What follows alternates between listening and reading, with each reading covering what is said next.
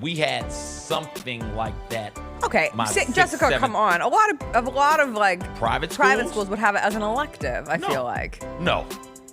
Our electives were Greek and Latin 4. What do you and ancient art history and current modern art history? Right, like those were the types of electives that we had. We didn't know. Everybody who went there knew they were going to college. Although I did have a basketball teammate of mine who didn't get into college because he pulled a Jessica. What does that mean? His safe school was Vanderbilt, and he got waitlisted. Vanderbilt was this man's safe school. He applied to all of the Ivies, to feel his pain. Stanford, Cal, and Vanderbilt.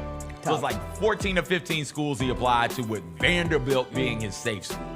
Like, boy, if you don't apply to East Tennessee State. Okay. Well, mine was bad too, because he was in state. My safety was Denver University, which is like the hardest school to get into in Colorado. No, Colorado School of Mines. Wait, that's a hard school to get into? Colorado School of Mines? Yeah. Yeah, it's in the... Why? It's like an engineering school. Oh, okay. I thought where all the smart athletes go. I thought they were just teaching like mining skills, like actual mining skills. Like a really good engineer school. Okay, that kind of makes sense. Yeah. There's also one called Colorado College. Ooh. That's a nice little liberal arts school. Okay. What was the song today? American Baby by the Dave Matthews Band. It was a good chill vibe, because the chaotic energy last night was a little too much from everyone. Oh, I didn't do thirds. Aw. Oh, no. Oh, no. What will the people do? Boo me. That's okay. We're getting back in the swing of things. What do you mean, getting back in the... When did we leave the swing of things?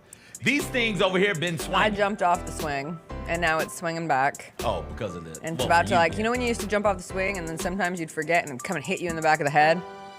No. Oh, no. Just me? Yes. Always got out of the way, Jessica.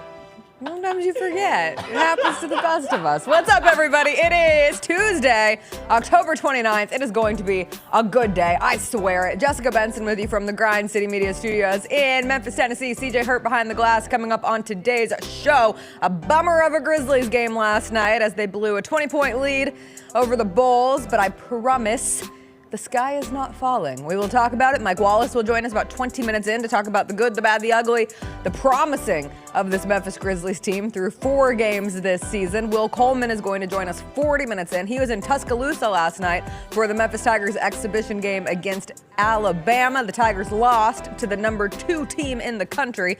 We'll talk to Will about his takeaways, and then we'll end with some TV Tuesday. The World Series feels over. The Steelers got a big game from a Memphis native on Monday Night Football, and we'll talk about what we're watching in the TV world, plus a Hallmark movie channel lawsuit. They're saying that their actors are too old to be in Hallmark movies. We'll talk all about it. It's a Tuesday. We're making it through the week. You know what we say. Hey, yo, boo! What? Boo! Hey, yo, hey, yo, boo! Give me a dick and eat basket. Hey, yo, boo!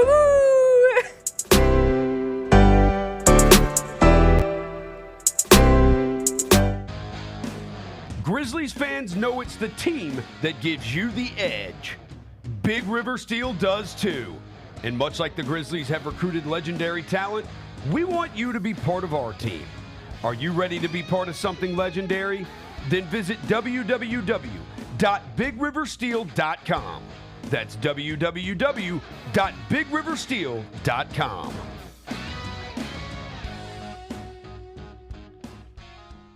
Sonic Radio. Welcome back to Sonic RNDIO. That spells radio with me, the CIO. This just in, the new Sonic $1.99 menu lets you build a crave-worthy meal for just $1.99 an item. Whether that's a creamy shake, crispy tots, or a quarter-pound double cheeseburger. This just out. Ostriches. They're mean, not very cute, and in my opinion, way too big for a bird. Don't miss the Sonic Fun 99 menu. 5 items, always $1.99. Live free, eat Sonic. Tax not included. See menu for details.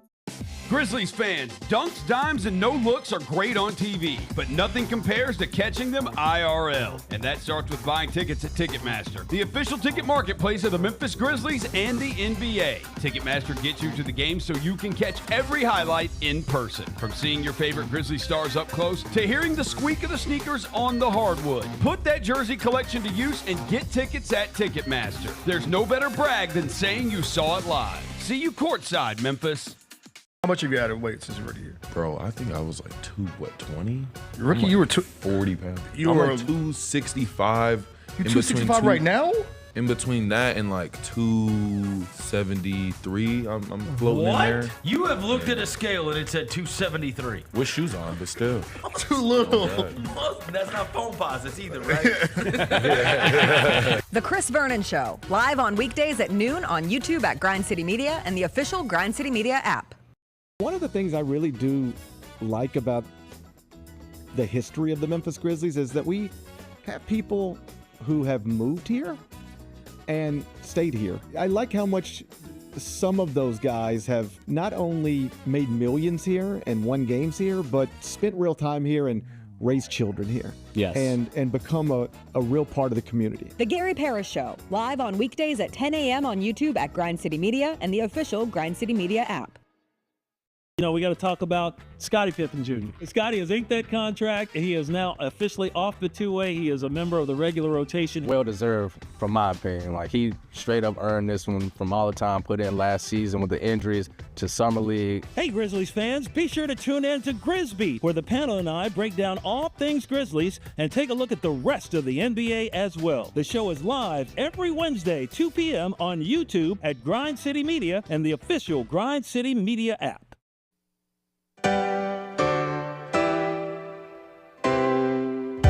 Feels great to feel the sunshine. Gotta own the day like it's all mine. Just got paid in his own time. Been working hard, I've been on the grind. I deserve this feeling, having my way. I've been on this healing.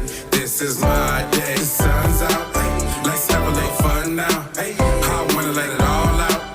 That's what it's all about. Cause I deserve this feeling, to have it my way. I deserve this healing. This is my day. Grind City Media presents The Jessica Benson Show with CJ Hurt. Live from the Grind City Media studios on YouTube at Grind City Media and the official Grind City Media app. Happy Tuesday, everybody. I say happy Tuesday because we all got up this morning. The sun still rose. It's going to be another 80-degree day in October, despite what happened at FedEx Forum last night. Not the most fun night at FedEx Forum, CJ. I almost forgot what it felt like to sit and watch a 20-point lead evaporate before my very eyes. Oh, wait. Well, we gotta talk about this 20-point lead. Sure. When was the 20-point lead? What quarter? In the first half. Okay, first half 20-point leads don't matter. Right, that was the first half where Desmond First Bain half. was on an absolute heater and made 6 threes and had 23 Santi points. is getting 10 rebounds in a quarter. First quarter, 10 rebounds for first Santi. Quarter, one of That's like the five? first Grizzlies player to have a double-digit rebounding effort in a game this season. And he had 10 in the first quarter and then ended with 13. Listen, man. Not everybody goes on runs in the NBA. So if you got a 20-point lead in the first quarter or in the second quarter, that's not really a 20-point lead. Now, a 20-point lead in the fourth quarter, a 20-point lead with like 2 minutes to go in the third quarter, you're supposed to win those games. 20-point leads are nice in the first half, but that to say the Grizzlies blew a 20-point lead, I feel like is a bit Misleading? Yes. I would have to agree with you. How about a double-digit fourth quarter lead? With 9 minutes left? Yeah, 10 actually. 10? Yeah, that is like, oh, okay. That is concerning. That might be a problem. What would be the problem, per se, is the trend of the third quarter for the Grizzlies. And I think that last night's 20-point blown lead, and I'm with you, no lead is safe in the modern NBA. No lead is safe when the Chicago Bulls are going to take 53 threes and make 25 of them. 47%. Now you can play better defense. That's a whole perimeter defense can be better. And I am not going to sit here on this fine Tuesday morning. I'm not here to gaslight the people. I understand. There are legitimate concerns, but chill. My friends, it is 4 games into the season. And I don't say 4 games as a excuse. It's just a fact. Like, Grizzlies Twitter last night was in full meltdown mode. The world was ending. Nothing has ever been worse. People were in despair, despondent. I think tears might have been shed. And I'm like, it is October 29th. And you're 2-2. You're not 0-4. You're not the Milwaukee Bucks, who are 1-3. You're not a team who hasn't come up with a win yet this season. There are teams who have not won a game yet. You could be the Detroit Pistons again. They're still not looking like they're very good this year. 0-4 start for the Pistons, 0-3 start for the Jazz. You also beat the Orlando Magic, who look to be one of the better teams early this year. You are their only loss thus far. They got a 50-piece from Paolo Banchero last night. I just think times like these require perspective. My TikTok is full of perspective videos right now. Like, we all have to sit with me here in this therapeutic state. I thought SNL shamed you off of that app. No, I'm back. Oh, gosh. You can't keep me off TikTok. And it is a good reminder for people. Perspective. Like, for perspective, I accidentally got makeup foundation in my eye this morning, and it's sitting on my contact, and I cannot see out of my right eye. But I've still got my left one. It's working just fine. I have to run 7 miles this afternoon for my St. Jude half marathon training. Have to? Or get to? How lucky am I that I have legs that are able to run, that I can help the children of St. Jude for the Memphis Grizzlies? Yeah, you're staring at me like I'm crazy. For the Memphis Grizzlies, they're 2-2. I'm just trying to figure out what the fix is for goop on the contacts. There's none. I have to take this contact out, but I don't have a spare. Okay. I don't have a spare with me, so I'm just one-eyed bandit on the show. I wish I'd had one eye last night because there were ugly parts of last night. But the Grizzlies are 4 games into the year, and they are 2-2. And yes, the third quarters have been really bad. They have allowed opponents to score an average of 36 points in third quarters this season. The defensive efforts, particularly in the second half, have not been ideal. The Bulls went 14-30 from 3 in the second half of that game. So 25-53 overall, 14-30 in the second half. If you allow a team to go 25-53 from 3, like, that's real tough. And even the Grizzlies themselves still made 14 threes of their own in that game, 14 of 43. The Grizzlies took 111 shots last night. These were 2 of the highest pace, not 2 of, the 2 teams atop the pace rankings in the NBA at this point in the season. I would love to see Jaren Jackson Jr. play more than 24 minutes in a game right now. But you know what? If Jaren Jackson Jr. is still working his way back from his hamstring strain and the coaching staff and the training staff has deemed it appropriate for him not to play excess minutes at this time and to play 24 last night, so be it. It's 4 games into the season.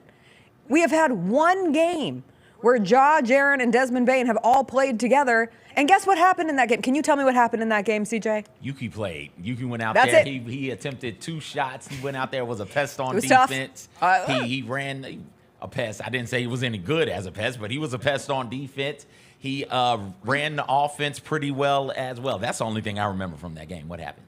I remember the Grizzlies were up so big that when the Orlando Magic went on a 21-0 run, the Grizzlies were still able to win by double digits, a game that never truly felt in question, even though the shakiness of the third quarter. Again, a legitimate concern. The rotations right now, you want to know why the rotations are a little...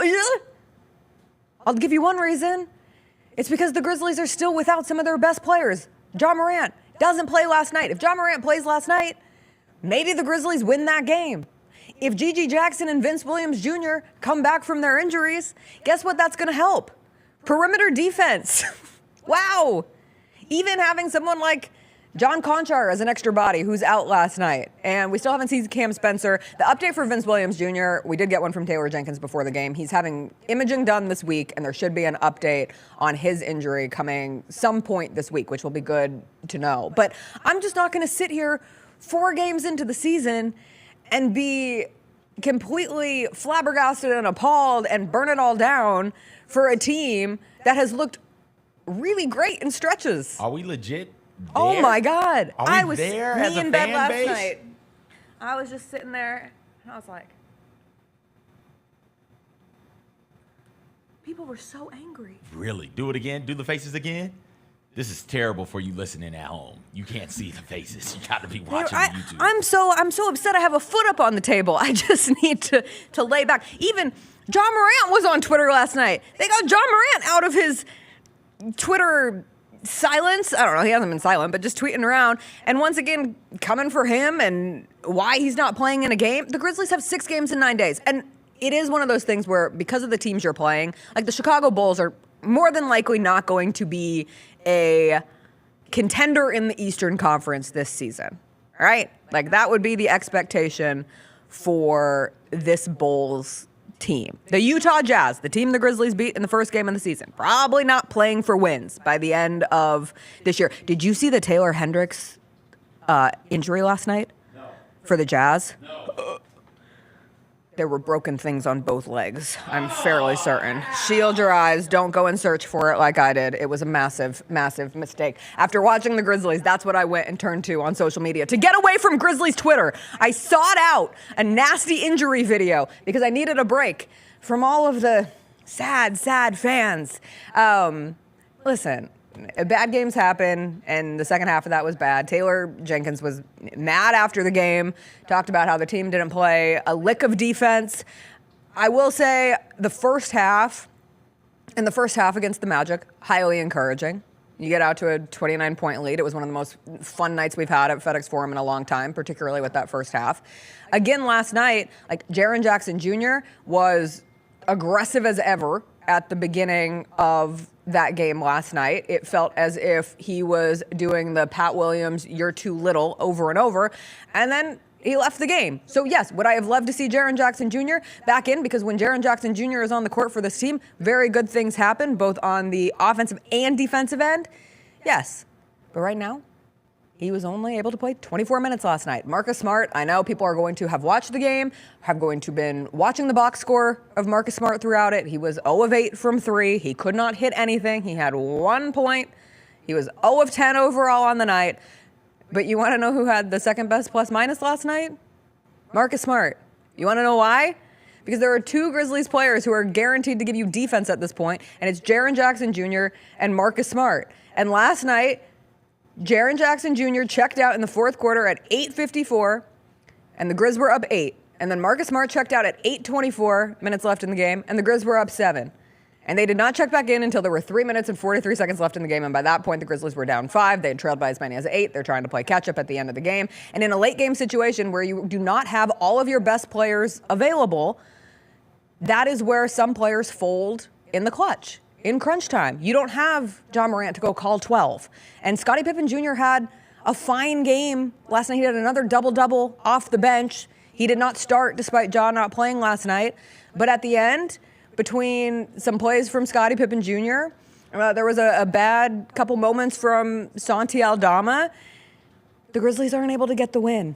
And it's going to be okay. They play the Brooklyn Nets. Now, if they come out and lay an absolute egg against the Brooklyn Nets on Wednesday, well, that's going to only be 5 games into the season, but we can have continued conversations.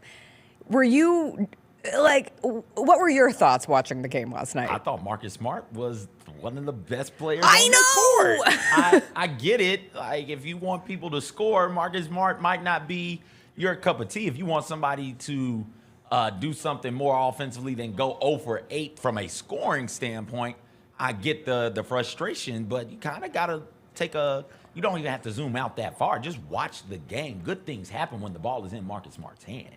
He runs that offense. Of everybody out there on the court, from a visual standpoint, it looks like Marcus Smart has the best grasp of whatever this new offense is supposed to look like. I thought he was a bright spot. Jaren deciding to get downhill and not settle for 3 so often. When you leave Jaren open at the top of the key or on the wing, he sees that he's open, he takes the 3s. I felt like last night he did a really good job, and I think this is a point of growth and intention for him. When he was open, especially early from the top of the key or on the wing, he would just put the ball on the ground and go straight at you, and he would finish at the rim. Good moves finishing at the rim. Hook, spins. That spin and dunk early was left, real nice. Right, the dunk. Right, like he's good at that now. He took a couple of 3s after making those layups, and he missed the first 2, but then he made one. So I'm encouraged by Jaren's continued growth offensively.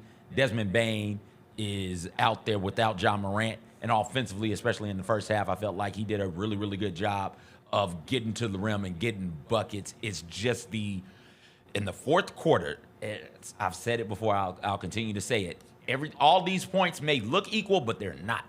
Getting 2 points in the first quarter, second quarter, third quarter is completely different than trying to get 2 points or 3 points late in games at the 8-minute mark of the fourth quarter in the NBA. And you're down your closer, and that's what Ja Morant is. In a nutshell, you can pick up the phone, you can call 12, and 12 will go out there and end these games for you. They were without him last night. I would have loved to have seen, while I did just praise Desmond and Jaren, I would have loved to have seen one of them fill that role and shut the door. This is why Ja Morant is one of the best players and why he is so very, very important to this team. It isn't the 2 or 3 highlight plays you get a game. It's not the fact that he's going to run the offense at a really high level. It's, hey, late in games, he closes the door. He gets you the win when you need the win, and he was out last night. I would love to see somebody else be able to step in and fill that role as the season progresses. And I think you're right. Like, fourth quarter buckets are an entirely different thing than first, second, third, and especially the first half. But right now, the Grizzlies are averaging 65 points in first halves this season. They're not having an issue getting out to a fast start. I thought last night, the first half of the offense in its totality looked like they were really clicking. I thought last night was going to be that team's first single-digit turnover game of the season. They had 4, like midway through the third quarter. They only had 3 in the first half. And then things started to fall apart. Same with last night, rebounding was not the issue. That was their best rebounding effort. Santi starting with 10 boards in the first quarter was huge for that team. Jake LaRavia with 9 rebounds off the bench. Jake had a good game last night. A good offensive game last night. He had 17 points, 7-11, and also 5 assists as well. The assist numbers are up, 37 assists on 51 made baskets. It's just those late game plays when a game gets close that we're missing for this team, and a part of that is connected to them not being entirely healthy at the moment, period. When Vince comes back, and I'll say NGG, sure, but certainly, absolutely, when Vince comes back, that perimeter defense gets a whole hell of a lot better. You can't allow dudes. You can't get outscored. What's on 3? What, 25-14? Yeah, 25-14. And you can't allow Zach LaVine, who loves playing the Grizzlies. He's had 5 30-plus point games against the Grizzlies in his career. His average against the team is only like 22, but that's because it includes those early years in Minnesota, so the numbers are a little skewy. But he has 30 last night. But LaVine, Kobe White, and Vucevic combined to go 14 of 30 on their own from three. You can't. 14 of 30 for 3 players. Those 3 made as many threes as you made. Yeah. And I thought part of this new offense was going to be getting up and down, getting the possessions, and just jacking up a bunch of threes. But 4 games in now, it looks like they're just getting up and down and taking whatever shot they can get, which I'm fine with. I would prefer it to be that way, because then you don't end up with odd stuff like a Brandon Clark 3 wide open from the wing, right? I don't need to see that. I don't need to see Zach Edey shooting threes either. But again, if you're going to play with pace and going to get all of these possessions, you got to be able to take more threes and make more threes than what you're doing right now. And in the past 2 games specifically, I know they beat the Magic, but that game I don't think they took enough threes, and certainly I don't think they made enough either. Yeah. You want to know who made 2 threes last night? Jay Huff. He also got a full-time contract with the Memphis Grizzlies, promoted from his 2-way to a standard. We'll talk about that with Mike Wallace. We'll ask him his thoughts on the Grizzlies' performance last night against the Bulls, if we should be more concerned than we are this morning. We'll get into it with Mike, and then still ahead, Will Coleman is going to join us. He was at the Tigers exhibition game against Alabama, the number 2 ranked team in the country going into the college basketball season. Tigers lost. They put up a fight at the end. We'll get Will's take on last night's game. All of that and more still ahead.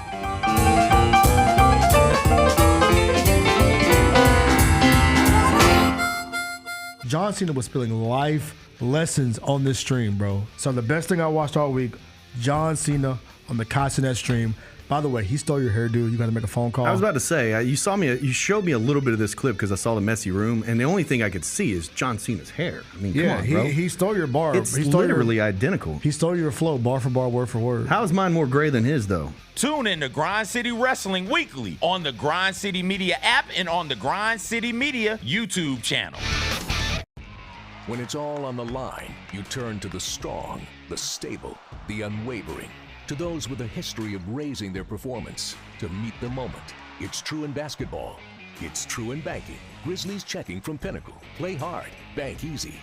Open a Grizzlies checking account with at least $100 and a recurring direct deposit by August 31st. And you could receive a $200 direct deposit bonus into your account. Details at grizzliesbanking.com. Member FDIC.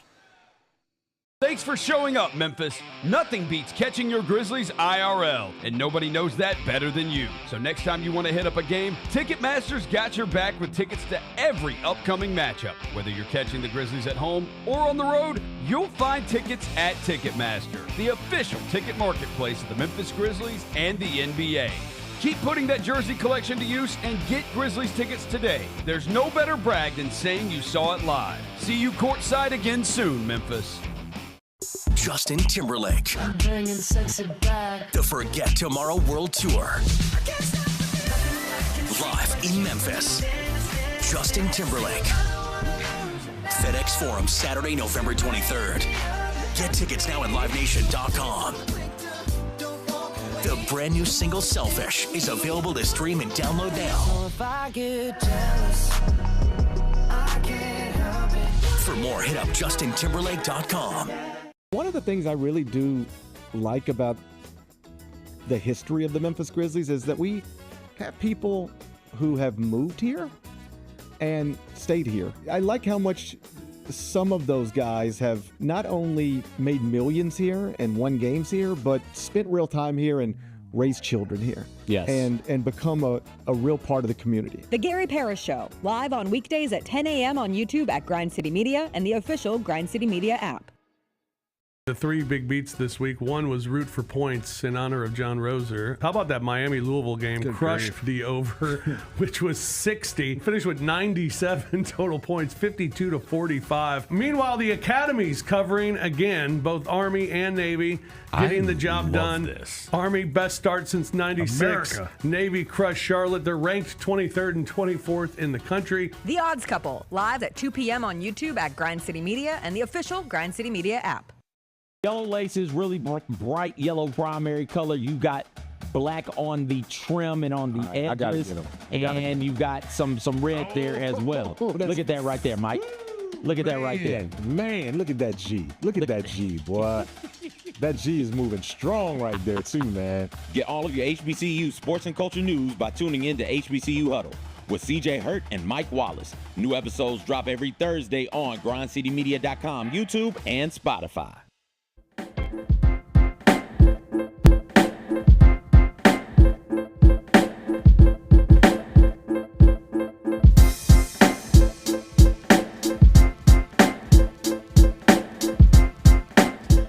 Welcome back. Our chat question of the day, if you're joining us live, what is your biggest Grizzlies takeaway from the season so far? 52% of the vote has gone to third quarter woes. Womp womp. The third quarters have not been kind to the Grizzlies. 23% has gone to when Ja, JJJ, and Bane play. The Grizzlies win. 20% J Huff is a diamond in the rough. And 5% team still needs to learn new offense. Vote on the question of the day. Go ahead and smash that like button for today's show while you're at it. It is Tuesday. That means it's time to catch up with Grind City Media senior editor Mike Wallace. Mike, you were at the game last night watching the Grizzlies lose to the Chicago Bulls. Are you absolutely devastated in that this is the worst possible thing to ever happen 4 games into the season for the Memphis Grizzlies? Are you in the camp of that was bad, it was a game they should have won, but there are reasons why the Grizzlies could not put it together? Or are you somewhere in between or in a different category this morning, the morning after?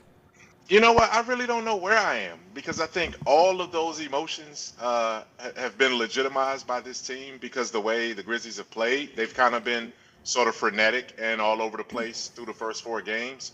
But you know what? So is so many other teams in the league. And I'm not just going to dismiss it and say everybody's going through this because certainly some teams have it together. Boston looks almost, you can't beat those guys. They look unbeatable. The Lakers have jumped out to a pretty good, strong start, but everyone else seems to be trying to find their way. And, I look at the Grizzlies like this. Just look at what they did to the Orlando Magic, on Saturday. And then Paolo Banchero comes out and scores 50 in his very next game. He couldn't do anything against the Grizzlies because of that defense was so strong. The Bulls gave up 26 turnovers the other day against Oklahoma City. They wouldn't turn the ball over hardly at all against the Grizzlies. So teams are kind of all over the map. I think with the Grizzlies, it's a matter of, number one, continuity. You've only had Jaren, Jod, and Dez together for one game out of that first four. And then number two, you're playing a new, different offensive scheme that's requiring a lot more of you physically. And then you just need to give it 20 games. I don't know if we're in a space right now, Jessica, where people are going to be patient to give it 20 games in the NBA season, but I won't jump to conclusions until we get to game 20. The 20-game mark always feels like a rational and realistic benchmark to evaluate a team, but we are in the business of talking about a team every day, and fans are going to react to every game. That's just the nature of it. And I'll be honest, sitting there last night as it comes to an end, really disappointed. Felt like a game that certainly the Grizzlies shoulda, coulda won, even being without Ja Morant, even without this team still operating at full strength. And you have a schedule that, yes, has so many games in a short period of time to start the year. So exhaustion plays a part, and how that is factored into rotations. And even with Jaren coming off of his injury and a minutes restriction of sorts for him. But you are playing opponents where it would be nice to stack up some wins early in the season when you're not playing teams like the Boston Celtics or the Oklahoma City Thunder or the Lakers, or teams that have gotten out to a hotter start. As it pertains to the rotations, because that is the hot topic of today and the last few days for Grizzlies fans, what do you make of some of the choices that Taylor Jenkins has rolled with? He went 10 deep last night, has obviously gone deeper into that bench in the last couple of games, but you saw 31 minutes for Jake LaRavia, 31 minutes for Scottie Pippen Jr. off the bench, Santi Aldama leading the way with 35 minutes, Desmond Bane also with 31.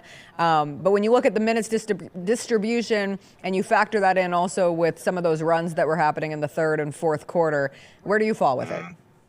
I like it. I like it, Jess. And I will defend Taylor Jenkins and his coaching staff and this rotation right now, because I think at this stage of the season, you should be playing 10. You claim that you have the most depth that you ever had before during your 6 seasons here. We certainly have seen guys get paid and get contracts that rewarded their effort and their play. And I think it's a matter of finding the right combinations that work and how you sort of stagger those minutes. But that's a work in progress. I don't fault that part of it. This is not a ready-made season for the Grizzlies. I mean, they still have so many things to put together and so much work to do. I like the depth because I think in certain cases, guys have stepped up and shown that. Going into last night's game, the Grizzlies were top 5 in the NBA through the first week in all kind of bench statistics, right? So that means your bench was being productive. We found Scottie Pippen as a diamond in the rough. Jay Huff is another diamond in the rough. G.G. Jackson and Vince Williams Jr. aren't back yet. And, I mean, I know that's a story, a topic for later, but in terms of G.G. and Vince and when they do come back. But right now, I get it. I get that there's the highs and the lows and the ebbs and the flows of this season. But I just think for this team and what they're trying to do, you got to let it settle in. Ja Morant probably didn't need to play Saturday, but he came back and played Saturday. I knew he wasn't going to play Saturday, Monday, Wednesday, and Thursday. He was going to get a game off. And I thought that was the appropriate game for him to take off. And we'll see where he is coming back from that. But it's just so many moving parts, 6 games in 9 nights. All of these are reasons. They're not necessarily excuses. You still got to execute through them. Ja was on Twitter last night after the game and was going back and forth with a fan. It's interesting because I see some people with the response of, oh, no, get him off. And I'm like, Ja Morant's a young person, and I've given this a lot of thought recently that Ja Morant and his generation, and hell, even my generation, I'm 32. I'm significantly older than Ja Morant and most of these players, but having grown up in the world of social media, it doesn't seem weird to me at all. It doesn't seem like an inappropriate thing for players to do. We look at Kevin Durant doing it all the time and going back and forth, and we praise him and we laugh with him. And I know not everybody, I don't want to say like the collective we and speak definitively for every person in this scenario. But for me, it just shows Ja is engaged. And let's not forget, once upon a time, this was years ago at this point, but Ja has used social media fuel in games when he has come back from instances like this popping off. Everybody will forever remember the doesn't quite have that fire in his eye moment from, was that his first season or his second season? I want to say season. Second? Yeah. Shout out Daniel Greer for providing that moment for Ja Morant. But what do you make of just what you've seen from Ja, not on social last night per se, but the overall leadership that you've seen from Ja so far this year? I've seen a maturing Ja Morant, and I'm not going to say it's a finished product because none of us are finished in our maturation, right? We all are evolving, but I see a guy that's trying to make the right decisions and trying to go about his business and his life in a little bit more, deliberate manner when it comes to things that he's going to involve himself in and things he's going to remove himself from. I will say that I've seen that up close and personal with him. I've interacted with him. And I found them to be nothing but genuine when it comes to that. I did see the sort of engagement between he and some other guy on Twitter. I've heard that this guy was like a sort of a low-level trainer or something. He's worked out with different guys and different NBA players, and so I think that kind of resonated with Ja a little bit more because I think they may have had some type of connection at some point, and it was a little bit disappointing. I do know. Look, Ja made it plain and simple. One of the reasons why he decided to play on Saturday was because, in his words, I heard what y'all been saying about us. We see everything y'all say on Twitter, and, hey, look, sometimes you got to respond. He likes that part of it. That's just part of him. But I will say this, man. Ja Morant doesn't have to answer to any critics. He doesn't have to do those kind of things. Typically, I think if his focus should be, okay, how can I be available for my team as many nights as I can? Remember, people, this guy's coming off of season-ending shoulder surgery. So it's not going to just be easy for him to get his body right back into the NBA grind the way that we're seeing it. It takes some time. And, again, I think he's mature-wise. I think he's still trying and he's still growing. And that's going to continue to be a process as we go forward. I did laugh out loud when he hit him with I was just giving you more interactions on your posts since you tweet a lot. Thank you would have meant a lot. And I like the sense of humor there. And, of course, Ja Morant wants to be out there playing. And we have 2 more home games coming up in the next 3 nights. And hopefully we will see Ja Morant in at least one of those games. We'll see how this team approaches this upcoming back-to-back Wednesday, Thursday. I did want to ask you about I do want to ask you something, though, because, these are things that none of us have the kind of social media following that Ja Morant has, right? All of us probably have that handful of trollers who, no matter what we tweet, no matter what information we put out, they're going to come back at us with some kind of negative energy and some kind of vitriol, right? And so I didn't grow up with social media. It came into existence after I was well into my adulthood, right? Yeah. But some people block these people and just don't and ignore them. I choose not to block them. I let them go out there and just say what they need to say, and I just keep it moving. I don't address it, but I understand why some people block other people and why some people feel like they need to go at people. But if a random dude came up to me on the street and just said, your stuff sucks and all this kind of stuff, number one, that wouldn't happen. And number two, how much time am I going to really give that person in the middle of my day to sit there and have an exchange with them? Probably not. Yeah. So again, social media, that stuff is just a different. It's I don't want to say it's fake because it is real, but it just doesn't hit me the same way it probably resonates with somebody who's lived it their entire life. For sure. And even recently, I used to abide by the mute button often, and I still do, but I have found it in me to be very therapeutic at times to fight back. To just give a little energy back. And, sometimes people surprise you and respond well, and are like, you know what? Yeah, that was dumb of me to say or inappropriate of me to say. I don't know what I was thinking. And then sometimes they'll just keep going. I got into it with someone on TikTok this week about Ja Morant, and he had thoughts about Ja, and I said, that's such an odd thing to say about someone who you've never met and probably never will met, and to make such definitive, he said something like, Ja's fake. And I said, how do you know that? Have you talked to him? Do you have real life interactions with him? Well, no. And then he called me a Glazer, and I said, "You're weird. I'm not talking to you anymore at this point." But I will say there is something. Yes, it is an interesting. Just like a mental exercise or like how it makes you feel on the inside to like have some power back, because sometimes social media, and I imagine I don't have the following that John Morant has, but it has to feel powerless at times that people can just chirp at you all day long and say dumb stuff. And every now and then you might want to like punch back a little bit. And anyway, that's just a fun side story, and certainly not the most important thing in the world for this team and coming off of last night's loss.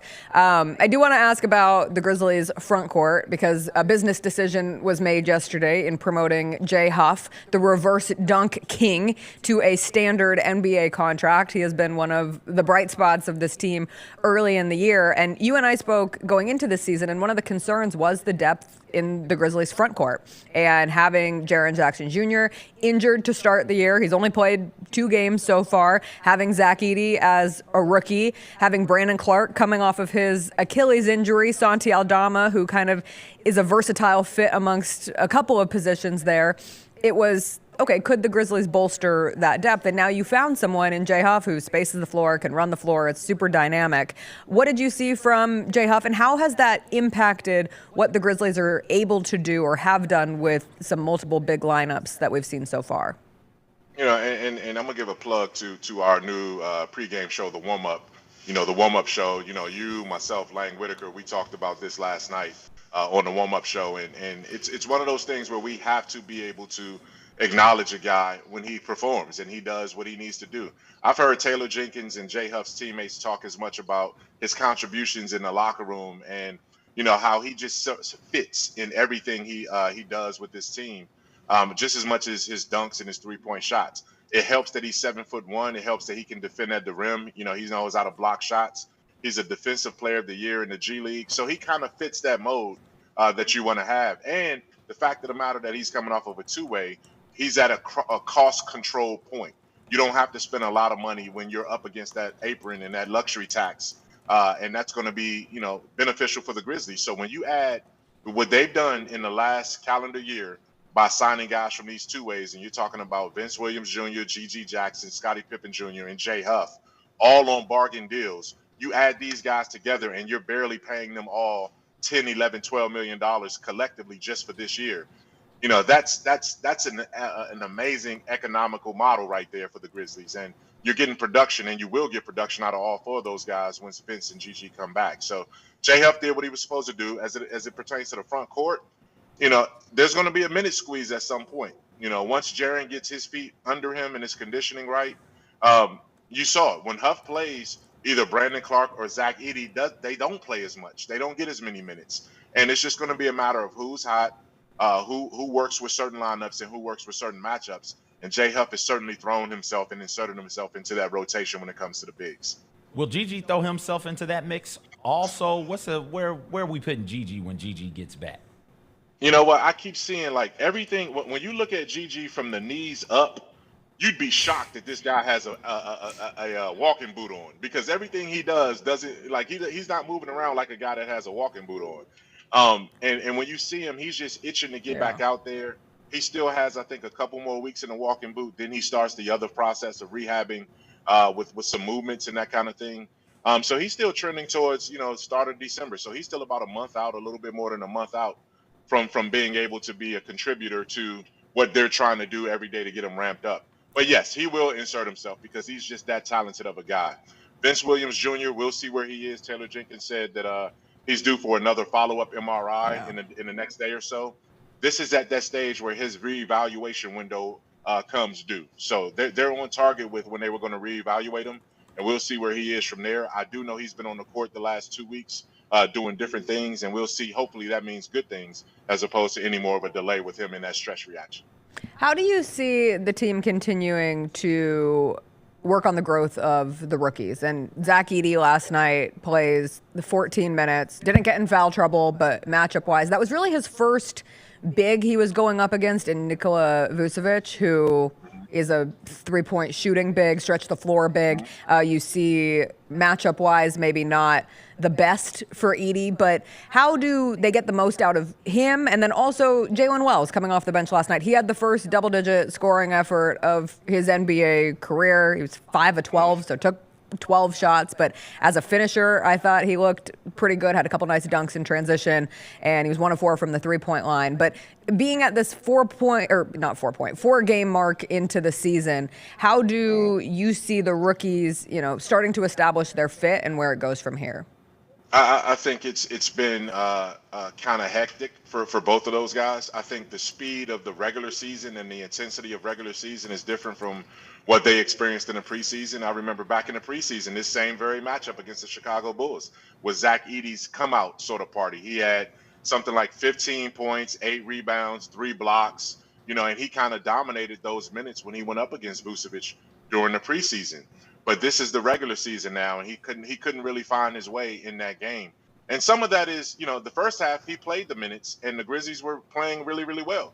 Second half, the pace kind of changed. Chicago started executing, and he couldn't find his way back into the game. And some of that was the coaching's decision to not go back to him, and he's going to have to live with that. As far as Wells is in a spot right now where when you don't have John Conchar, you don't have G.G. Jackson, you don't have Vince Williams Jr., somebody needs to step up into those minutes. And he has an opportunity right now to really, really put himself in a great position. And he showed us during the preseason he's capable of scoring. He has confidence.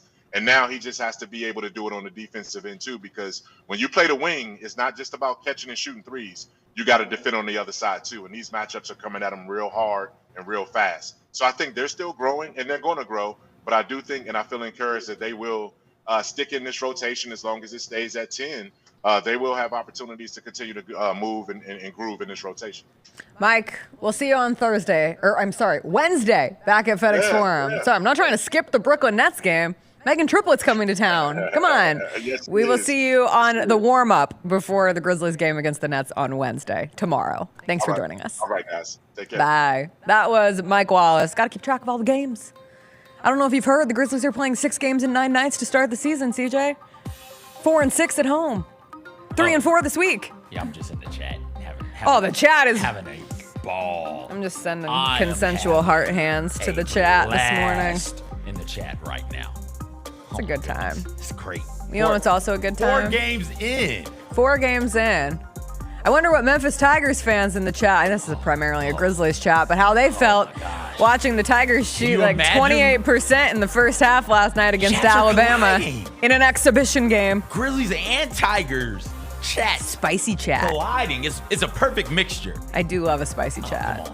A passionate chat is a great chat. We love you, chat. Merch coming soon. One day. Someday. No, it's not. Y'all know that. Will Coleman was in Tuscaloosa for the Tigers exhibition game against Alabama last night. They lost. They did come back and put up a pretty good fight in the second half. We'll get Will Coleman's takes on last night's game and looking ahead to the real season that is just around the corner. Starts next week. Will Coleman after a quick break.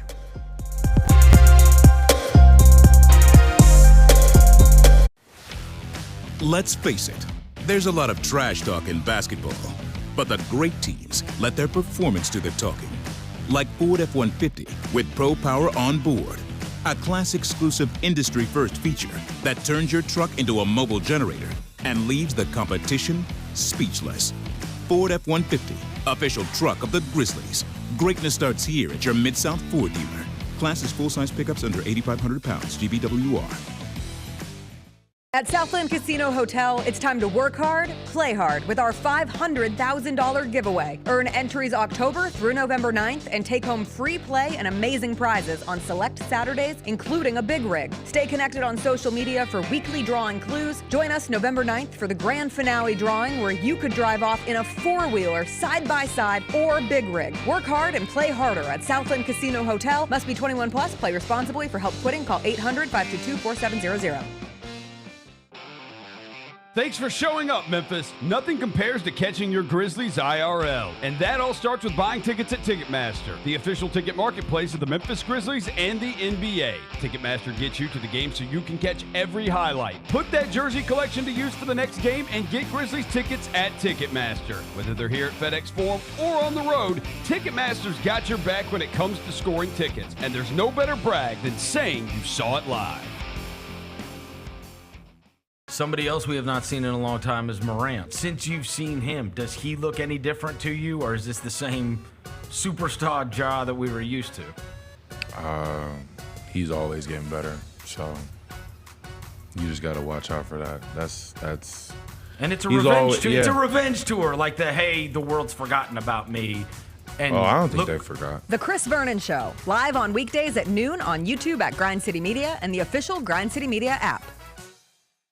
The three big beats this week. One was root for points in honor of John Roser. How about that Miami-Louisville game? Good Crushed grief. the over, which was 60. Finished with 97 total points, 52-45. Meanwhile, the Academy's covering again, both Army and Navy, getting the job done. This. Army, best start since 96.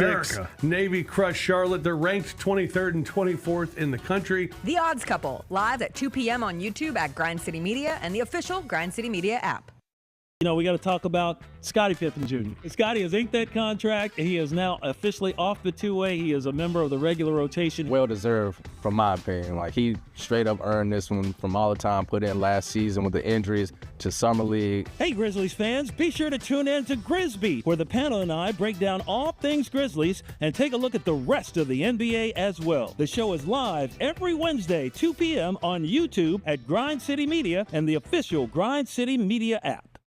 John Cena was spilling life lessons on this stream, bro. So the best thing I watched all week, John Cena on the Cassinet stream. By the way, he stole your hairdo. You got to make a phone call. I was about to say, you showed me a little bit of this clip because I saw the messy room, and the only thing I could see is John Cena's hair. I mean, come on, bro. He stole your bar. It's he stole literally identical. He stole your flow, bar for bar, word for word. How is mine more gray than his, though? Tune in to Grind City Wrestling weekly on the Grind City Media app and on the Grind City Media YouTube channel.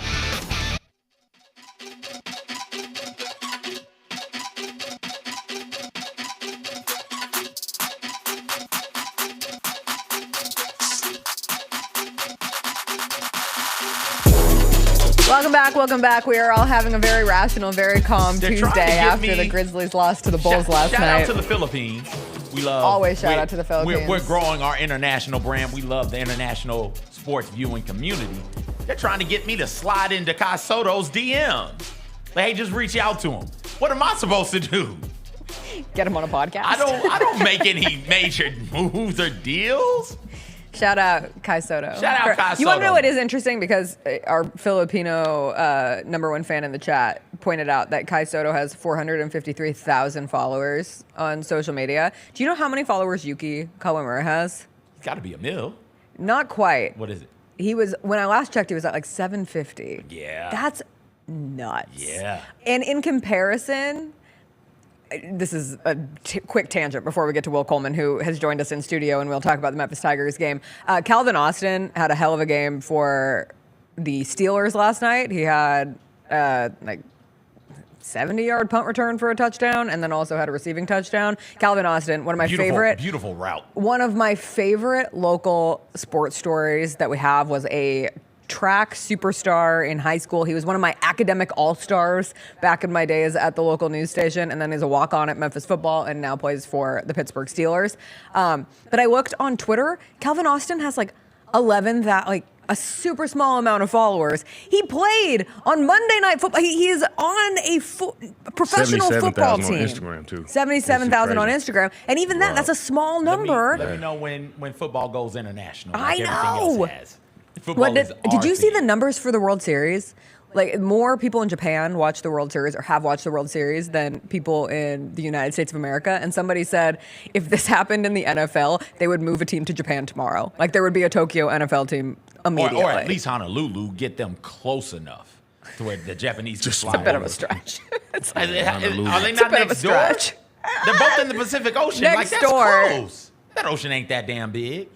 That's a whole 10-hour ocean. flight. The world is flat anyways. You could just, like, skip over there if you want to. Will, you were next door in Alabama last night. You drove to Tuscaloosa for the Tigers exhibition game against the number 2 ranked Alabama Crimson Tide, a team that you put in your way too early to predict Final Four last year. Yeah. Or not last year, last week. On the court now. And now you've seen them on the court. Let's just start with that. They're good.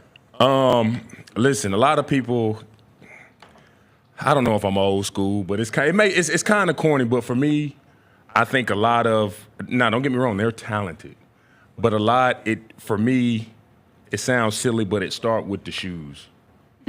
and when I say that, they had on team shoes. Everybody had on the same shoes, and for me, it's a mentality thing, man. If in this day and age, if you can get everybody to buy in to wear the same shoes, I feel like that's a testament to getting everybody to buy into your program, your philosophies, and what you do in a locker room.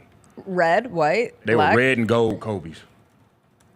Okay. They were red and gold Kobe's. Every single one of them had. The only person that didn't have on the same pair of shoes was that man, Mr. Spears. Yeah. And damn, he's a pro. Yeah. Just watching him in person, and he had one of the nastiest layups I'd ever seen in person in my life. Went up with the right, went under Dane. I think it was Danger. Went up under Dane, switched hands, and put the jelly on the ball. Spun it back, rolled in. It was nasty, dog. It was nasty. It was nasty. But that team, that's a good team. It's a damn good So team. your respect grows even more for Alabama. 100, yeah. Let's turn it to the Tigers, who I want to start with the positive. Yeah. From my perspective, as somebody who could only turn it on the stream on my computer and was watching Grizzlies-Bulls was my primary attention. And so just looking every now and then, I see that they're down 20 at half, and I see the shooting numbers of the first half, and they are abysmal. Yeah. Then to tune in, and it's a game late. I am impressed in 2 exhibition games because they did the same thing against North Carolina. They did not allow this to just completely spiral out of control where it's an embarrassing 30-point loss and you chalk it up to an exhibition game. Like, they fought. I do think that speaks volumes to 100%. the mentals of a team. 100%. Speaks on your character, your integrity, your work ethic, how bad you want it. But they came out second half and just really tried to turn it on and really give them everything they wanted.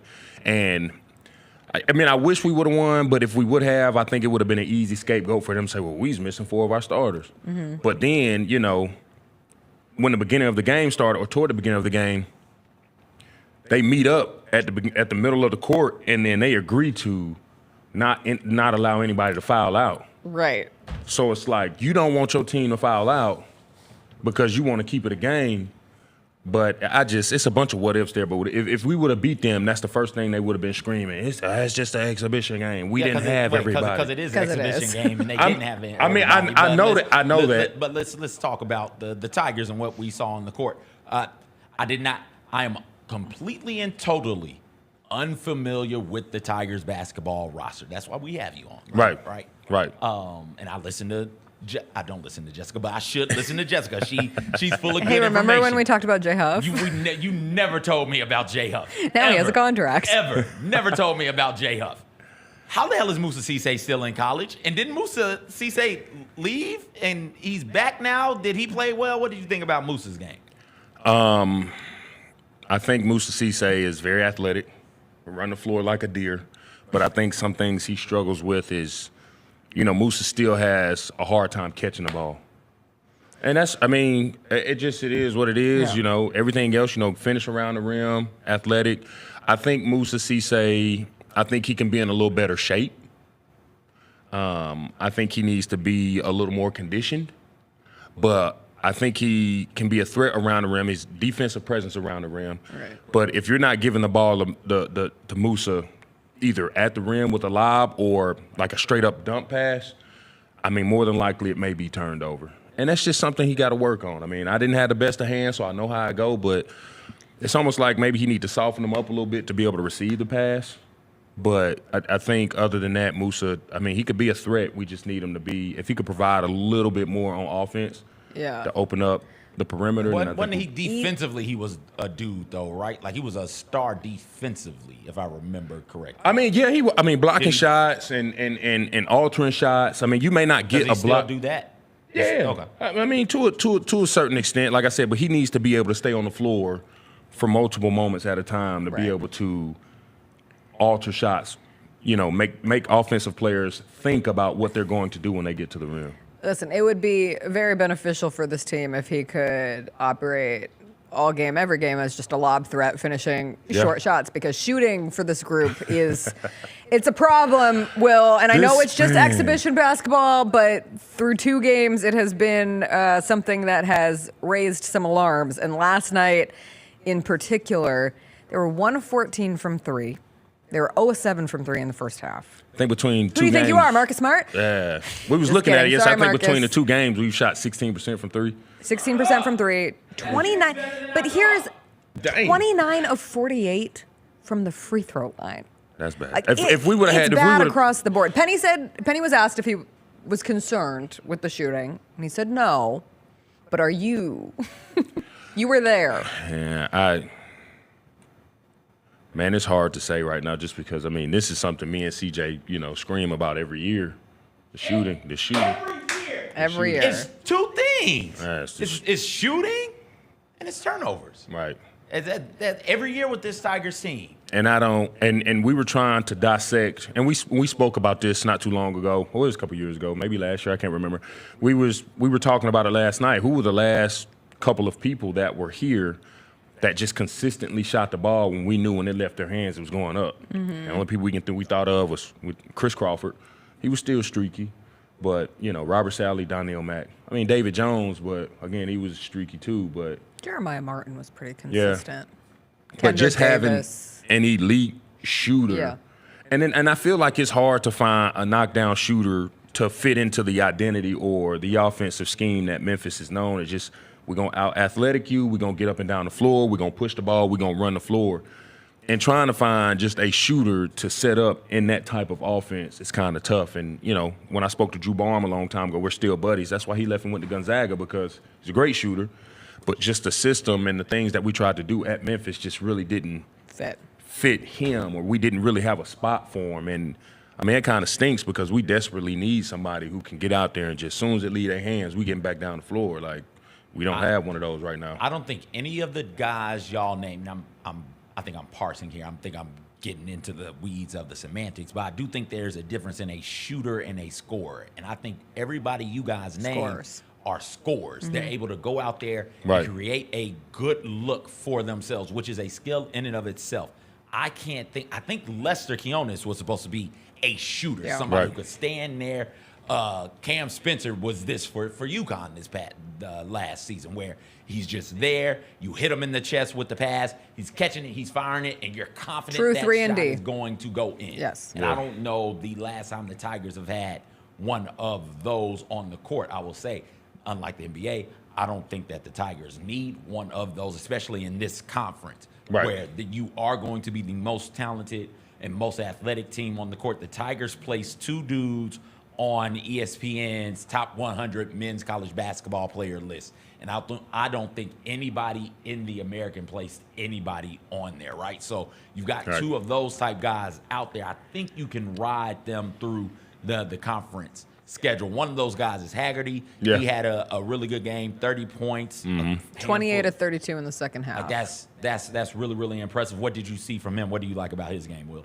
I definitely think he's going to be that guy. Jessica asked me that question last week.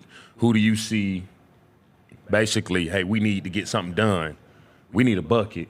Who do we get a ball to? I think Haggerty is kind of making his name, or making that identity for himself to where, like, all right, I need to. And I think the team feel it. I think we need to give Haggerty the ball. If we need a bucket, we need to get something going. We need to get somebody open. We need to make something shake. Let's get Haggerty the ball, and I think he's making a claim to be that guy. He looked good, aggressive, turned it on when he needed it to, led the team when he needed to in the second half. We saw a lot of great things in the second half, and the biggest thing is, you didn't give up to a team like that. When you're going down, it's real easy to get defeated when you go down to half, you down 20. It's a home. I don't care what nobody said. That was a home game for Alabama. It was sold out. It was sold out. That was a home game for Alabama. And for us to go into a place like that, or a quote-unquote neutral zone, and stay in a fight and only lose by 8, I think that says a lot about the potential that we have. And I think a lot of people need to try and focus on the positives versus, we look bad first half. And there's a lot of things to pick at, but I think overall these are things that can be fixed. The shooting, the free throws. Mm-hmm. Once we get a handle on that, I think we could be a very dangerous team. When you see a crowd like last night Mm-hmm. in Tuscaloosa for an exhibition game, sold out. And this is an Alabama team that made it to the Final Four last year. Loses to UConn in the semifinals, is a number 2 projected team this coming season. So the energy's there. But to see that kind of fan turnout, like what stands out? What is it like to experience that? And how is it in contrast to maybe what we see here at the moment? I mean, that's easy. That's something I scream about all the time. It's easy to scream when you up. Yeah. The moment they got the momentum, they got the juice right now, fresh off a tournament run. It's easy to pull up when you got the juice. Everybody not pulling up to see us on a Monday night, 3 hours away, when there's so much uncertainty left around that's around the program right now, per fans. You know what I'm saying? You know, in-house, the guys, you know, we may know what we have, we may know what we can do, we may be the front runner to win conference, whatever it may be, but it's real easy to scream when you up. You know, if Alabama was down, you know, they had let's not do that now. Alabama basketball ain't always had the juice now. They done had some dark days, so you know, Nado's in there doing a good job. So it's real easy to go in there and support them. And you know, you got this crazy class coming in, like that's super easy. Yeah.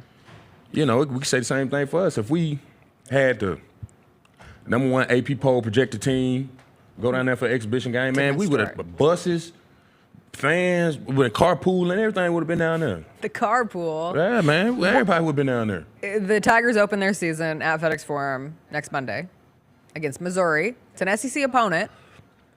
Mizzou kind of. On paper. They look good. You think they look good? Yeah. Where'd they come out in the SEC preseason? Man, I think the class they got coming in is like night and day compared to what they had last year. Apparently, we was talking about it last night. They were still picked to finish second to last in year? the SEC this season. Man, I don't.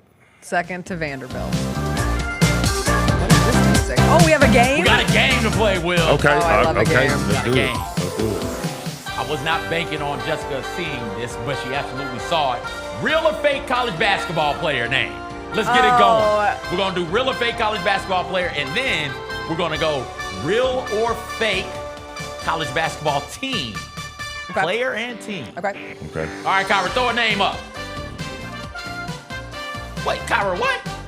Talk in the box. I can't hear you. The music is too loud. While Kyra figures that out, what were y'all saying about Missouri? They were just picked to finish second to last in the SEC.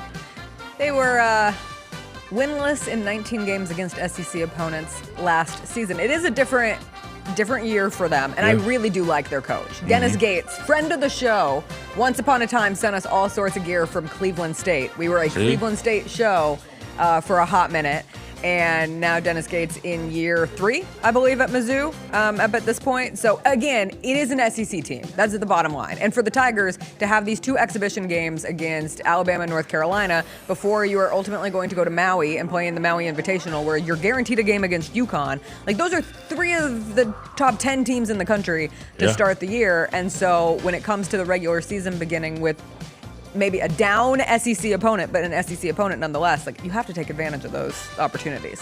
Tiger, I almost called you Tiger. CJ. We got to figure it out. CJ Tiger. Kyra and I are on different wavelengths. All right, you have your game. I'm always in the wrong. You're ready for your game. I am ready for it. I am not ready for it. Because, Kyra, I don't have the names. I didn't send them from over here. Send me the name. This is a great game show. You're killing me. I'm doing It's great okay. To be fair, CJ got really distracted this morning, Will, because on FanDuel TV, the new home of your Memphis Grizzlies, FanDuel TV Southeast, that's where you can catch all of the games. It was on last night.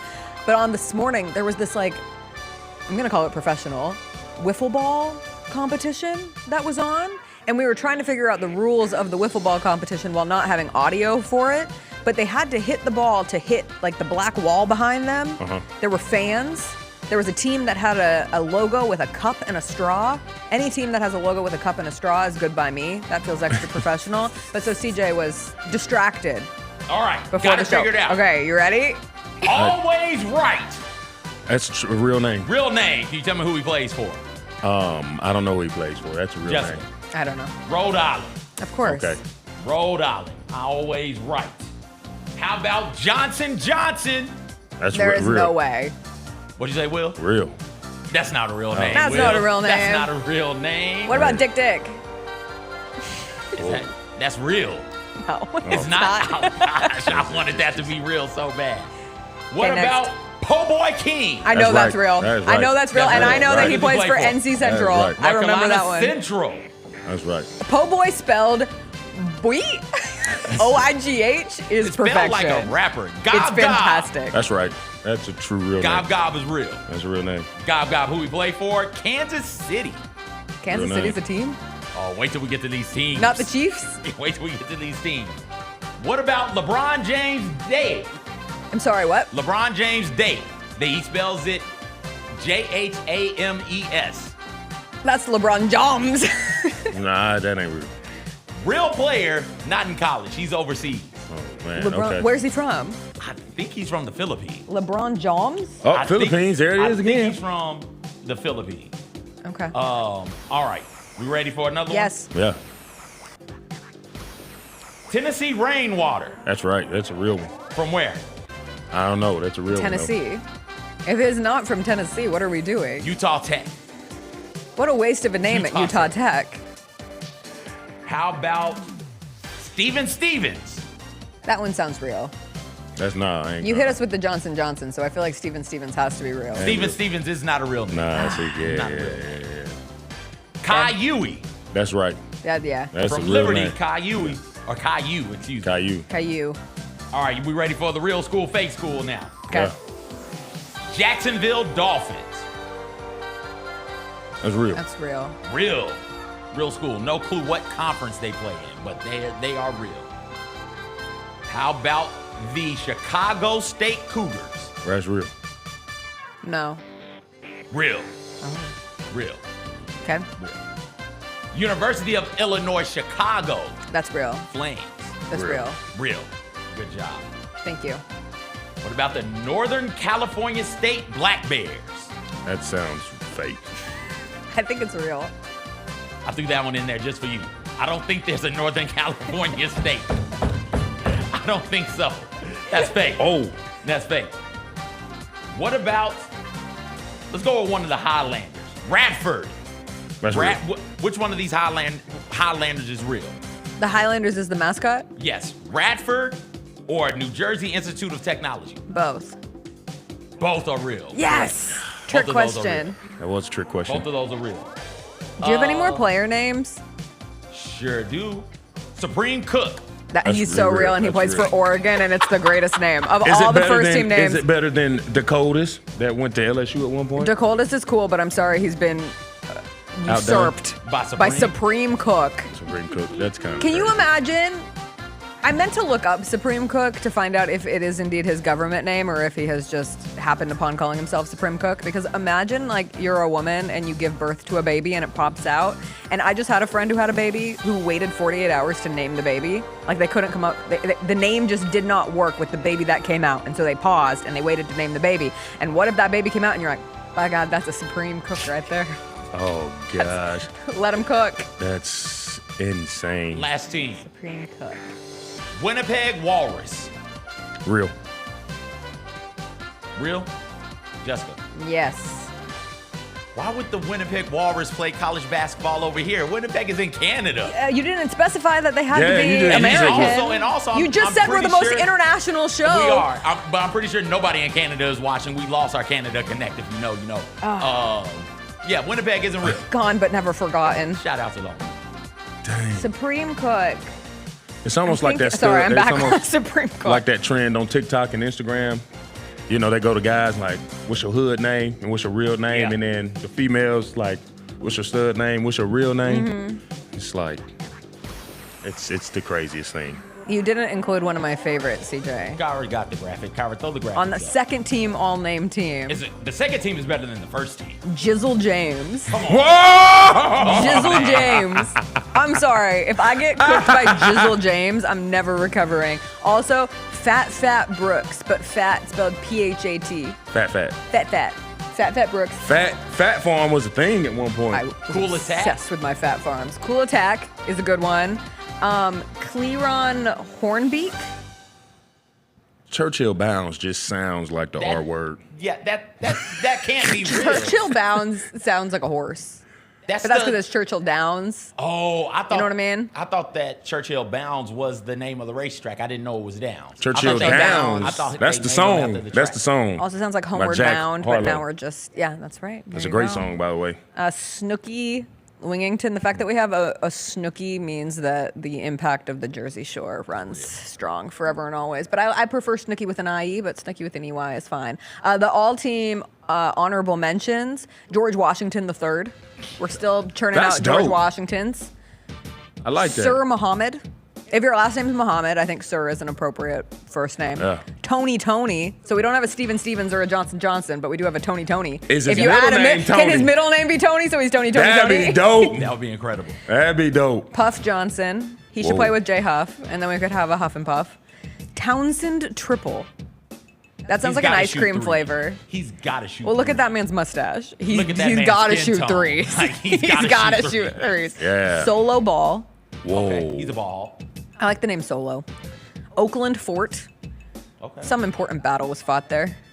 Burger Irving, but Burger with double I's.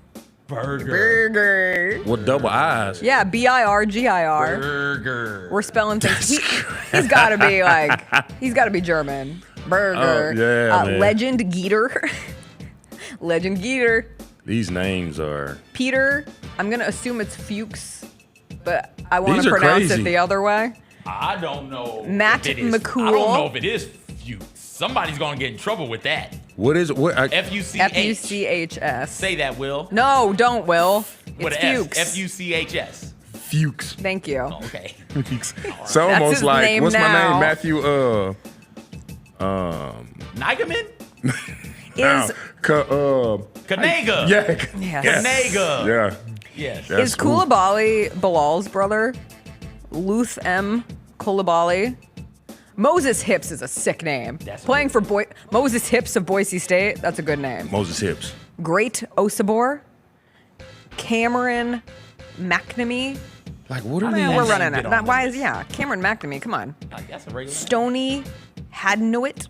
Stoney's a good name. And Zyterius is just a strong ass name. Zyterius He Mortal. looks strong. And look at his Zyterius shoulders. Mortal. Yeah, that man's built. That's a unit. My people will throw an apostrophe in the middle of a name in a heartbeat, I tell you. Mine will add an EIGH. EIGH. EIGH is my people's thing. That's crazy. Let me just put an apostrophe here to kind of, for what? For what? Give it that little razzle dazzle. Little pizzazz. Just a little Yeah. seasoning on the name. That's crazy. Yeah, like just give some spacing. You know, No, we don't man. use punctuation enough. So you just gotta add. You want to know what I want to become a trend? Just adding an exclamation point in the end of a name. name? No, in the middle of a name. Like, what if my I in Jessica was just an exclamation point? But that's how I legally had it changed. So would your name be Jessica? Exactly. You said it perfect. Thank you. Will, I hope we were talking about a Memphis win next Tuesday. Well, when I you are hope so in here. too, baby. It'll be election day. It'll be a day. So we will all be back here. Thanks for joining us after your fun-filled trip to Tuscaloosa. I hope nobody else confuses you for Dak Prescott. Or Sean Merriman. Or Jason Caffey. The people miss this. You were confused for all three of those people last night. I don't understand. I don't in look Alabama. nothing like either of them. You don't. You don't. I'll take Dak Prescott, though. Okay. I'll take that. Right now? Even right now. Even right now. Even right now. All right, we got to take a quick break. When we come back, I learned a really important lesson this week in not recommending TV shows until you are at least a few more episodes in. We'll talk about what we're watching on television, the big Hallmark lawsuit that is ongoing.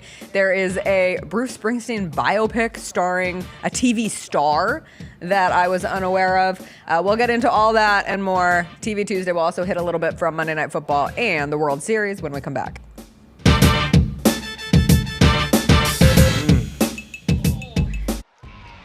Anticipate each challenge. Make a quick response. Capitalize on every opportunity. And win. Greatness won't wait. It's true in basketball. It's true in banking. Grizzlies checking from Pinnacle. Play hard. Bank easy. Open a Grizzlies checking account with at least $100 and a recurring direct deposit by August 31st, and you could receive a $200 direct deposit bonus into your account. Details at grizzliesbanking.com. Member FDIC. Thanks for showing up, Memphis. Nothing beats catching your Grizzlies IRL, and nobody knows that better than you. So next time you want to hit up a game, Ticketmaster's got your back with tickets to every upcoming matchup. Whether you're catching the Grizzlies at home or on the road, you'll find tickets at Ticketmaster, the official ticket marketplace of the Memphis Grizzlies and the NBA.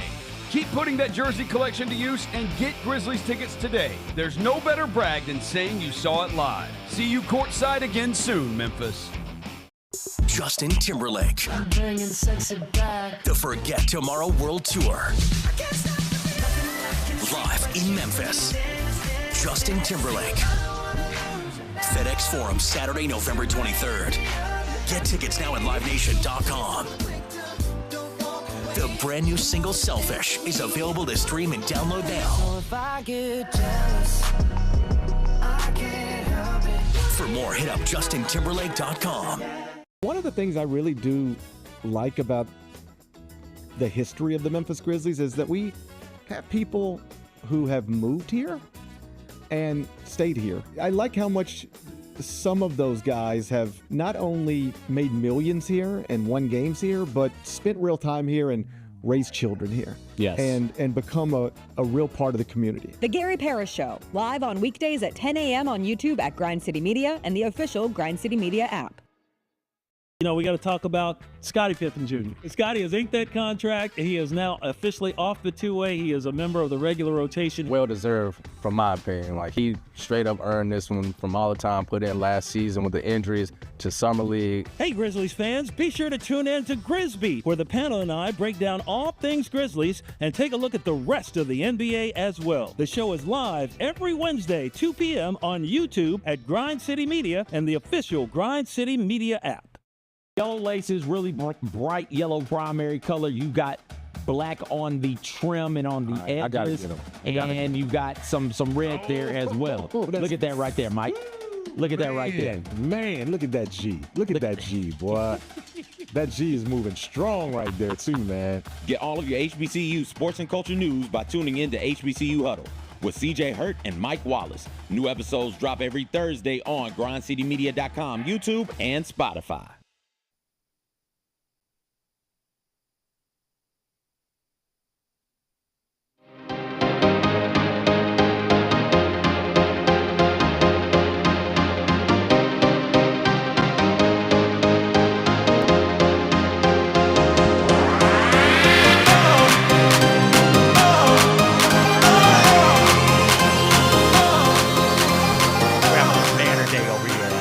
What's new? Record team.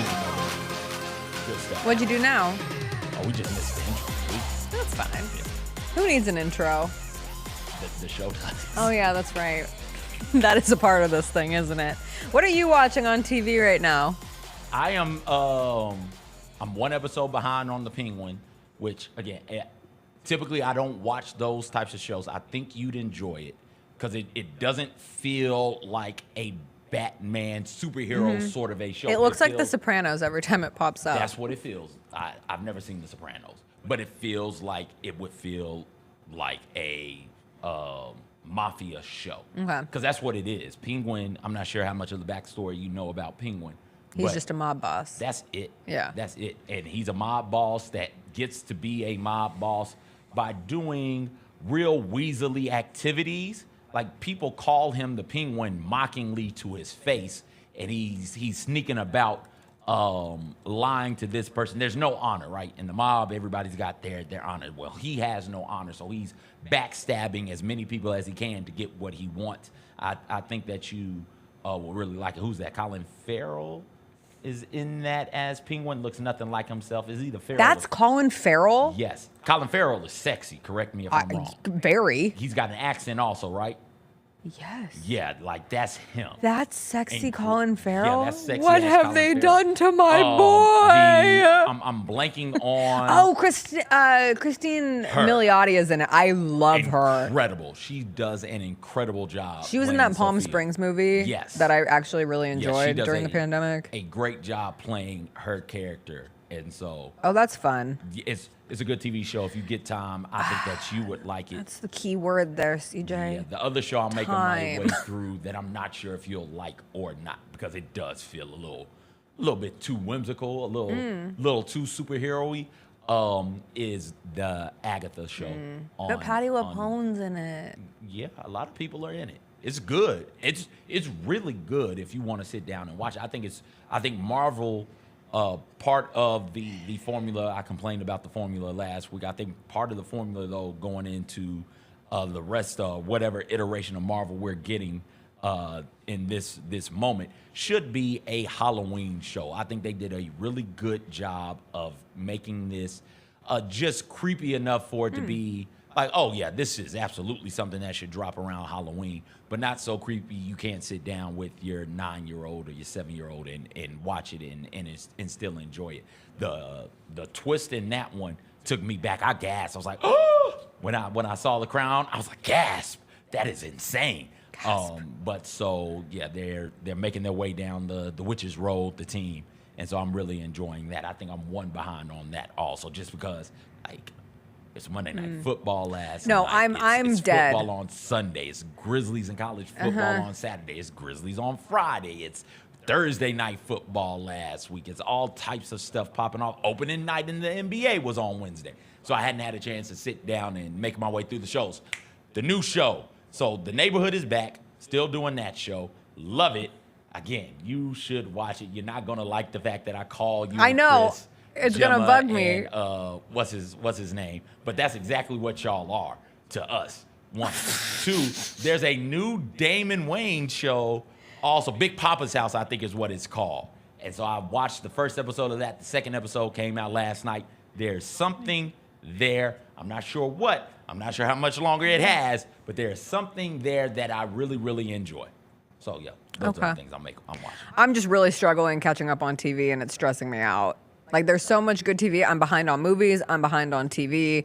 I can't find any time to sit down and watch anything. And this week, obviously, we have Grizzlies Monday, Wednesday, Thursday. We're going to the theater tonight. Moulin Rouge opens at the Orpheum. I am so excited.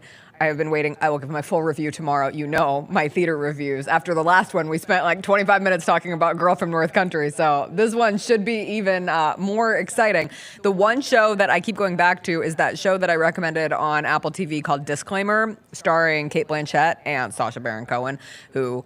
It's hard for me to watch Sacha Baron Cohen at this point, but he does not look like himself, which does help. That show...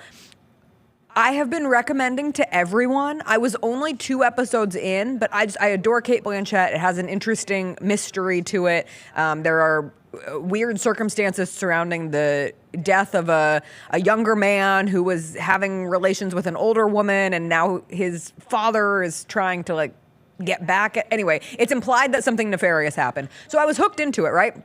And Chris and I sit down to watch half of episode 3 during halftime of some game at some point over the weekend. We squeezed half of episode 3. CJ, I have not seen sex depicted on a show with grown-up sex like this. They were fornicating. If I recommended this show to you... Were they married? No. So it is fornicating. Right? Yeah. Because only unmarried people can fornicate. You gotta be in the right place to watch the show. So wait, how long was the scene? If you're in public, the scene was like 15, 20 minutes. 15 but minutes? It's like the build up to the scene. There's a lot of words. There's a lot of verbal. Yeah, that's how acting works. There's a lot of verbal things happening at like a dinner table Wait, beforehand. Verbal or oral? Verbal, Okay. and then oral, and then it's just like wow. Chris 15 minutes? recommended this show to a cashier at the grocery store. Oh, y'all and he are- was like, oh no, Y'all are what the- have I done? y'all are- I recommended it to my parents. If I swear to you, it's the kind of show where we have watched, especially with like my mom. There's something about being a young woman with like not wanting to watch things with your dad, but with your mom, like everything's cool, everything's whatever. And Chris and I have watched movies, TV shows with my mom. If this one popped up, we would have had to turn it off. I don't think we would have been built for it. We couldn't have done it. If this came up on the airplane, I would have been forced to close my laptop and not finish the episode.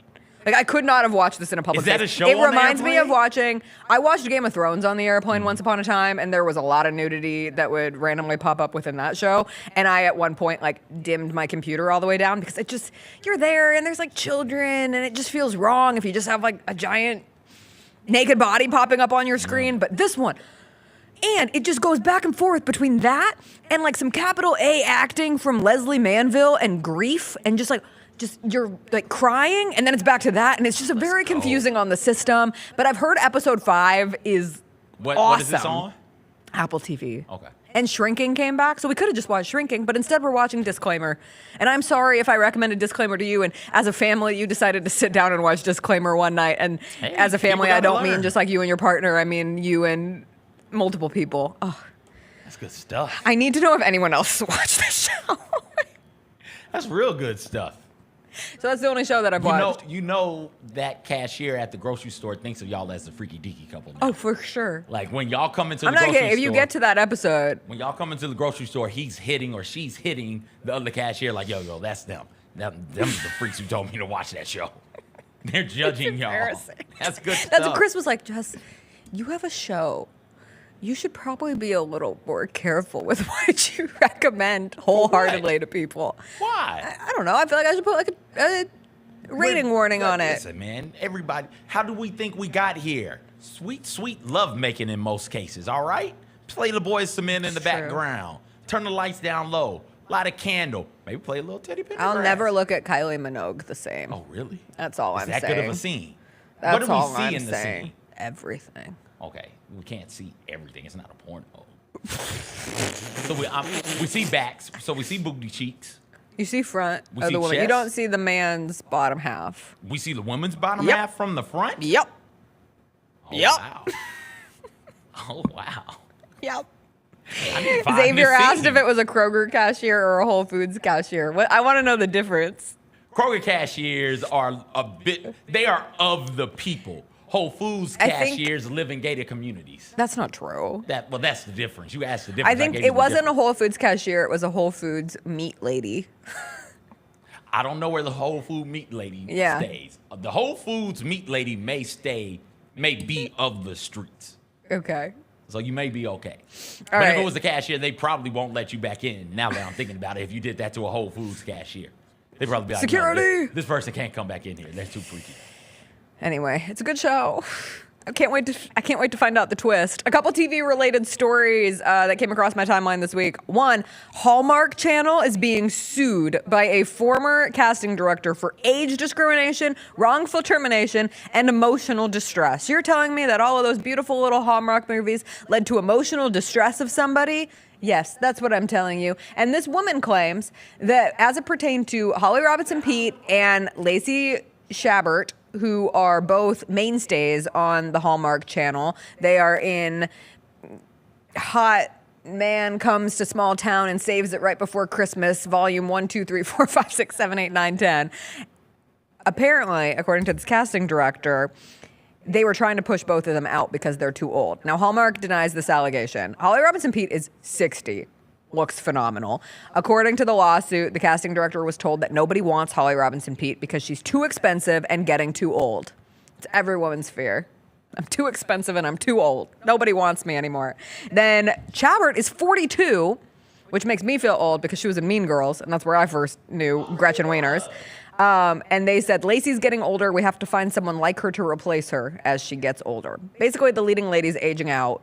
They claim this is fake. I will say Lacey Chabert now has popped on over to Netflix for that new Hot Frosty movie. So maybe there is some tension where you're no longer feeling wanted, desired at the Hallmark Channel. But the fact that we have Hallmark Channel drama, don't they have a cruise coming out too? What will this is going to ruin the tour. This is going to ruin the cruise for the Hallmark Channel. I look forward to seeing how this plays out. It does not surprise me one bit. Speaking of, something that did surprise me. Yes. On the Hallmark thing. Yes. Don't you get too old to play the I'm the I mean, single technically. last in the small town? Like, if you hadn't found it by 50, you're just not going to find it. That's rude. What if there's a widow? Rude. Wrong. No. Okay. There are some hot Exactly. No, I'm 50-year-olds. not wrong. Cher looks great. Cast Cher in the next Hallmark Channel listen, original movie. Christmas with a Cougar or Christmas Cougar? Let's do it, Hallmark. Let's do it. Who says no? Not me. Get you a nice They've got experience. 50-plus actress, a nice 20-something-year-old actor. You can make money off of that. Yeah, Christmas cougar. Now that I'm thinking about it, Jessica, you're right. Hallmark, get on it. Yeah. Be inclusive to all ages. He gets exactly what he wants for Christmas. A cougar. I don't like that. That's the sound I made when I saw Jeremy Allen White pop up on my timeline. Actually, you no. were thirsting Before over this I'm not guy. thirsting over Jeremy Allen White because in this movie he is Jeremy Allen White, star of The Bear, tortured artist soul looking dude. He's wearing brown contacts, which takes away part of the allure of Jeremy Allen White. He has the most beautiful piercing blue eyes, and they're putting brown contacts in his eyes. And once upon a time, I put blue contacts in my eyes, and it just never looks right. But this is him as Bruce Springsteen, and this brought me to the question: does everybody need a biopic? Do we need a biopic of every artist to ever exist? Because I did not know that we were getting a Bruce Springsteen biopic. It is called. What a name. Yeah, that's a great name. Deliver Me From Nowhere. Okay. And it's about the making of Nebraska, which I do find Nebraska interesting as an album because it came like sandwiched between the success of Born in the USA and Born to Run. But I don't, like, Bruce Springsteen biopic does not send me running to movie theater. Jeremy Allen White could boost it. But does Springsteen send somebody running to theater? Sports writers. Don't people love him? White sports writers. Do we make enough of those? We make enough of those type of dudes. Yeah. Yeah. That Do we movie will still probably be employ them where they have enough money to go to the movies? That's a good question. That's a good point. Do we employ anybody to where they have enough spare income to go to the movies? That's another good point. I just didn't know we were getting this movie, and to answer your question, find it odd. No, everybody doesn't, and I'm biopicked out. After Ray, I was like, okay, I'm good. After Ray, I don't need to see anymore. That was like I'm done. 2008. Was it that? 2004. Late? Yeah. After that movie, it's like, okay, cool. I've got it, because we did a bunch, just boom, boom, boom, boom, boom, and Ray was the last one. And then since then, I'm trying to think of ones that have come across. Bohemian Rhapsody. There was a Biggie Smalls one. Notorious. Was there a Tupac one? Also, like one that Straight went to Outta theaters. Compton. Straight Outta Compton was one. I did see it. I was like, okay, I'm kind of just done. The with Blind this. Side. Was he a musician? No, I'm not black. talking about just musicians. Biopic isn't exclusive to musicians. I'm thinking more. I'm on IMDb's list of 50 greatest biopics of all time. Okay. Amadeus. No. 1984. No. Oh, great film. Okay. Great. You should see Amadeus. Gandhi. No. Another great film. Lawrence of Arabia, 1962. Malcolm X, 1992. Got that one. Schindler's List, 1993. I don't consider Schindler's List a biopic. See, now this is getting fuzzy in the categorization. Is Schindler's List about It's about somebody? Oscar Schindler. Okay. He was a real person. I didn't know that. Yes. Okay. Raging Bull, which is about boxer Jake LaMotta. Goodfellas. Nope. The King's Speech. No. That was 2010. I hated No. The King's Speech. No, I'm not watching that. It was Stuttering boring. King trying to make a speech. No, I'm good. It was Colin Firth, though. He's kind of okay. Braveheart. No, don't need. I don't watch Mel Gibson movies anymore. Patton. If it's good, I'll watch it. Nope. Catch Me If You Can. That was a great I'd rather movie. not. Did you never see Catch Me If You Can? If we were ranking Leonardo DiCaprio movies, that would be my sleeper pick. Oh. The Last Emperor. No. And then we finally get to our first music one, Walk the Line. I liked Walk the Line with good. Joaquin Phoenix and Joaquin Phoenix and Reese Witherspoon. A Beautiful Mind, one of my favorite movies of all time. Nope.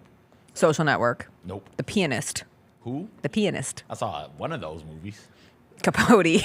No. Lincoln. No. The Aviator. No. And Notorious. No. That's the top 20. Notorious is a top 20 biopic. According to IMDb. I don't really trust this rating scale. Okay. Pete Davidson looks good before we go.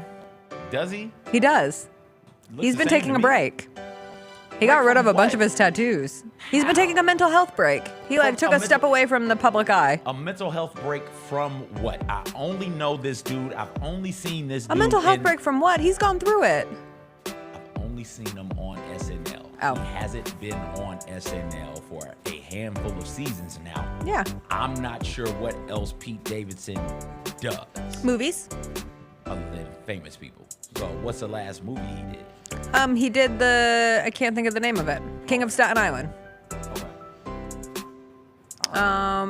Yeah. I think that's the last thing he did. Got all his tattoos removed though. But anyway, he said during a 2021 episode of Late Night with Seth Meyers, he said that his budding film career prompted him to pursue tattoo removal. And so now you are seeing an untatted Pete Davidson, a new man. So he got rid of the Kim Kardashian tattoos? I'm going to assume yes. Oh, man, that's tragic. I'm going to assume that was the first one gone. Why would that be the first one gone? Because it was the newest? Yeah, freshest ink. All right. There wasn't any beef with that breakup, was there? Isn't there always beef with a breakup? No. That was a crazy part of Pete Davidson's life. His whole life has been a crazy part of Pete Davidson's life. Anyway, he sought treatment for issues related to PTSD and borderline personality disorder in 2023. I'm wishing Pete Davidson well. There's some woman out there who needs a rebound, and Pete Davidson has been MIA. He's there. They need it, Pete. Come back. Come back, Big Pete. Little Pete, or some would call him Big Pete, whatever it's called. Come back, Pete. They need you. The streets need you. All J-Lo right. is looking for a rebound. J-Lo? I'm just saying. Can you imagine? Thanks, everyone, for joining us on this beautiful day. Thanks for staying sane, despite... I was being kind. I'm trying to help. I'm trying to speak it into existence. I said on Twitter, I just want to give everyone a popsicle and tell you it's going to be okay. Your day's going to be fine. We're going to get up tomorrow. We're going to watch the Grizzlies play the Nets. We'll be here to talk about it. D'Angelo Williams will join us. We're also doing a special draft tomorrow on a Wednesday. We're drafting Ryan Reynolds movies. Ryan Reynolds movies will be drafted in honor of Deadpool and Wolverine. There you go. We'll be back tomorrow. Everyone have a great rest of your day. We'll see you then. Bye. Are you going to run out of here and then run some more? No, I got to go do a Grizz Weekly update to further quell the fears of the people.